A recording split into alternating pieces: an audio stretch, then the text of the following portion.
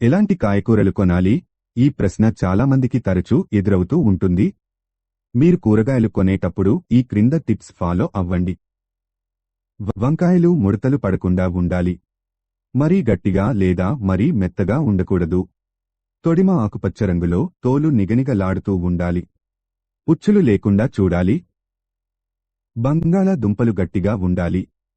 పై పొర తీసినప్పుడు లోపలి భాగం లేత పసుపు పచ్చని రంగులో ఉండాలి. బంగాళాదుంప పైన నల్లటి మచ్చలు లేదా ఆకుపచ్చని మచ్చలు ఉన్నట్లయితే వాటిని పొరపాటున కూడా కొనవద్దు. దుంపల పైన గుంటలు లేకుండా నున్నగా ఉండేవి చూసి కొనండి. అల్లం మరీ గట్టిగా లేదా మరీ మెత్తగా ఉండకూడదు. ముదురు రంగులో ఉన్న అల్లం చూసి కొనాలి. అల్లంపై పొర తీసి వాసన చూసి దాని ఘాటును బట్టి అల్లాన్ని అంచనా వేయాలి. ఉల్లిపాయలు గట్టిగా ఉన్నవి మాత్రమే కొనాలి. ఉల్లిపాయపై పొరలో తేమ ఉంటే అసలు కొనవద్దు. మంచి ఆకారం కలిగి ఉన్న క్యారెట్టునే కొనాలి. వంకరగా ముడతలతో ఎత్తు పల్లాలుగా ఉన్న క్యారెట్ను కొనవద్దు. క్యారెట్ మొత్తం మెత్తగా ఉన్నా, అక్కడక్కడా మెత్తగా ఉన్నా కొనవద్దు. క్యారెట్ లేతగా ఉంటే మరీ మంచిది.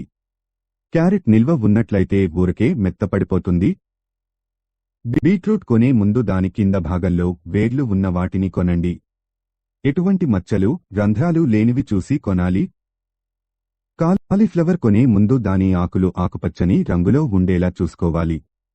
పచ్చదనం లేని ఆకులున్న ఫ్లవర్ను కొనవద్దు. పువ్వు విడిపోకుండా దగ్గరగా ఉన్న వాటినే కొనాలి. ఆకుకూరలు కొనే ముందు వాటిపైన తెల్లటి మచ్చలు లేకుండా చూసుకోవాలి. వాటి కాడలు తాజాగా, లేతగా ఉండేటట్లు చూసుకోవాలి.